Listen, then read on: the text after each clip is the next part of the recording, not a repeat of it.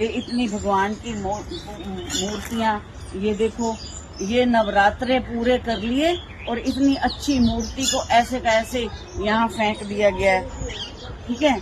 और ये सारी ये किसी ने अपनी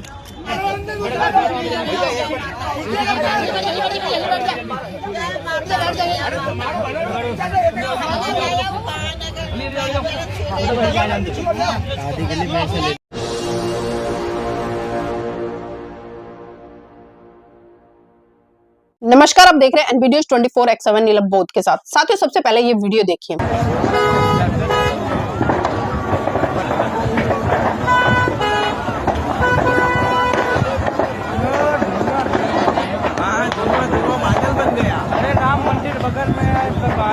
आप सबने वीडियो देखा और ये वीडियो मैंने आपको इसलिए दिखाया क्योंकि कल से सोशल मीडिया पर जिस तरह से ये खबर सुर्खियों में चली और इसके चलने का कारण रहा कि जिस तरह से आगजनी और जिस तरह से सैकड़ों हवन कुंड जलकर राख हो गए। लेकिन साथ एक सवाल यहाँ पर बनता है और सवाल तार्किक भी है, सोचने वाला भी है, विचार करने वाला भी है। जिस राम की चमत्कारिक शक्तियों का लोग हवाला देते हैं और जिस राम की मूर्ति में अभी पिछले दिनों प्राण प्रतिष्ठा की गई थी, विशाल भव्य मंदिर बनाया, करोड़ों रुपए उस पर खर्च कर दिए, लेकिन वो राम इस आग को बचाने नहीं आए। वो दिव्य शक्तियां, वो चमत्कार यहाँ पर इस आग को बुझाने नहीं आए। और तमाम साधु संत जो आज चमत्कारिक बातें करते हैं, जो कहते हैं कि ईश्वर का अस्तित्व आज भी विराजमान है, ईश्वर कण कण में है और ईश्वर सब कुछ देखता है, तो मैं पूछना चाहती हूँ इन तमाम तथाकथित धर्म के ठेकेदारों से, अब ये बताइए कि आपके ईश्वर कहाँ चले गए। और जो आप ये 33 करोड़ योनियों की बात करते हैं कि 33 करोड़ देवी देवता पहले बोलते थे, अब योनि बोलने लगे, मतलब समय समय पर इनकी भी भाषा चेंज होती रहती है।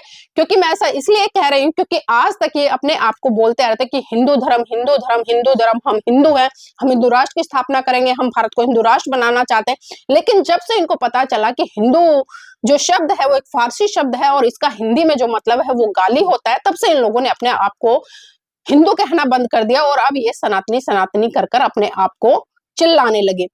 इसलिए साथियों, मैं इन तथाकथित संतों से पूछना चाहती हूँ, जो ये बाबा हैं, मुझे नहीं पता ये कौन से वाले बाबा हैं, लेकिन जो ये दिव्य शक्ति की बात करते हैं, चमत्कार की बात करते हैं और तरह तरह की बातें करते हैं, ईश्वर के अस्तित्व की बात करते हैं।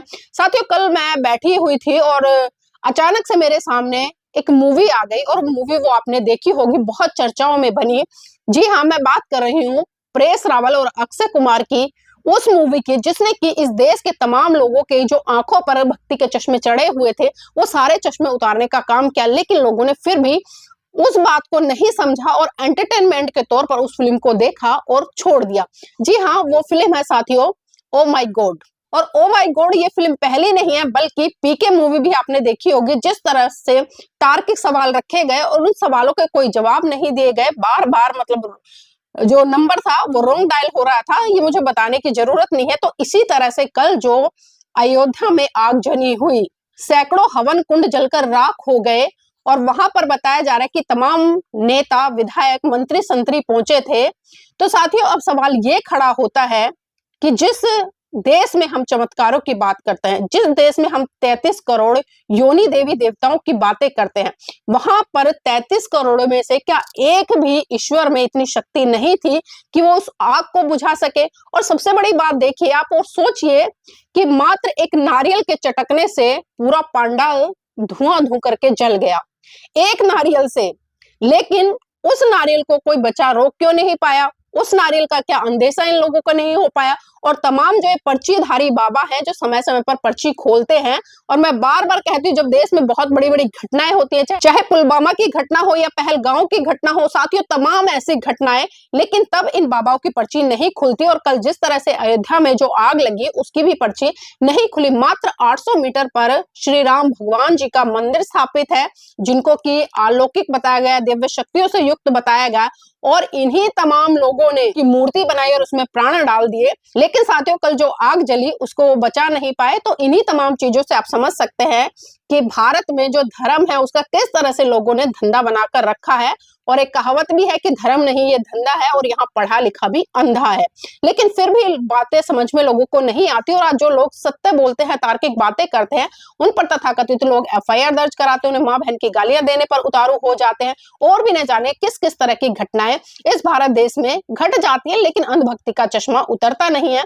और सबसे बड़ी बात देखिए साथियों, अभी जो रामनवमी चला, नवरात्रों के व्रत रखे गए, जिन देवियों को हम 9 देवियों की संज्ञा देते हैं, चाहे दुर्गा हो, काली हो, महाकाली हो, जो भी हो, चंडी हो, तो मतलब इस तरह से आप देखते हैं कि 9 दिन अलग अलग देवियों के नाम पर प्रसिद्ध है। और जैसे ही लास्ट दिन आता है, तमाम लोग छोटी छोटी बच्चियों को पूजने के लिए इधर उधर भटकने लग जाते हैं।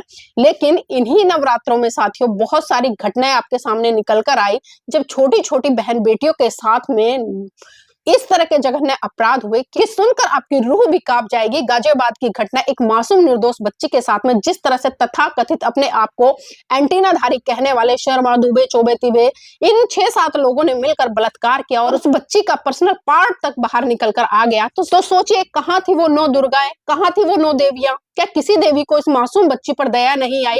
और जो 33 करोड़ की बात करते हैं कि 33 करोड़ योनि देवी देवता ईश्वर हैं, तो क्या किसी भी ईश्वर को या किसी भी देवी को इस मासूम बच्ची पर तरस नहीं आया? और जो लोग ये कहते हैं कि कण कण में भगवान है, तो इन तथाकथित दूषित मानसिकता, घृणित मानसिकता के लोगों के मतलब शरीर में भी भगवान था, और जो उनको आज्ञा दे रहा था कि आप ये कीजिए, और कैसे ईश्वर है जो इतनी जघन्य अपराध होते हुए देखते हैं। और इसी तरह से साथियों, आगरा से भी एक घटना निकल कर आई, जिसमें कि एक छोटी सी बच्ची का पहले तो बलात्कार किया गया, और फिर उसकी गर्दन काट के जो आटे का ड्रम है उसमें भर दिया गया।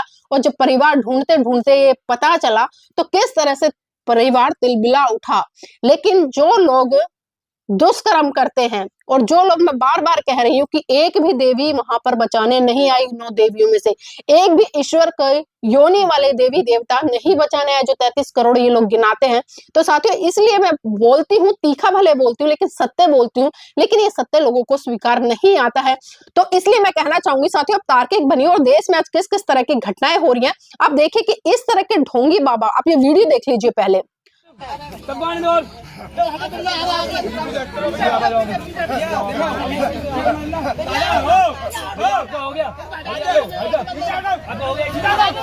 तो आप समझ सकते हैं इस तरह के जो ढोंगी बाबा है वो क्या कर रहे हैं, क्या नहीं कर रहे हैं। और साथ ही ये वीडियो और देखिए, एक और मैं आपको ये वीडियो और दिखा देती हूँ। आप देखिए कि किस तरह से 9 दिन लगातार देवियों की पूजा की, और उसके बाद जैसे ही इन हिंदुओं का काम खत्म होता है, वैसे ही ये अपने देवी देवताओं को किस तरह से कूड़े कचरे में बाहर फेंकाते हैं।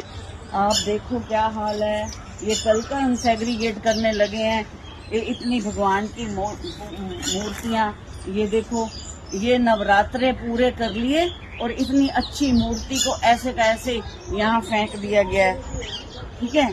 और ये सारी ये किसी ने अपनी चूड़ियाँ और ये फोटो, ये देखो फोटोज कैसे हैं, ये सिंहासन, ये पता नहीं कैसे लोग खरीदते हो तुम लोग, और धरती को गंदा करते जा रहे हो। और मैं समझा समझा के थक गई हूँ। ये पानी पीने को नहीं मिलेगा, आप ये काम कर रहे हो, आपको धरती गंदी कर रहे हो, अपनी सारी खेतरी ऐसे भेजी हुई है। ये देखो, ये देखिए, ये देखिए, ये श्रृंगार के सामान, ये देखिए, ये देखो,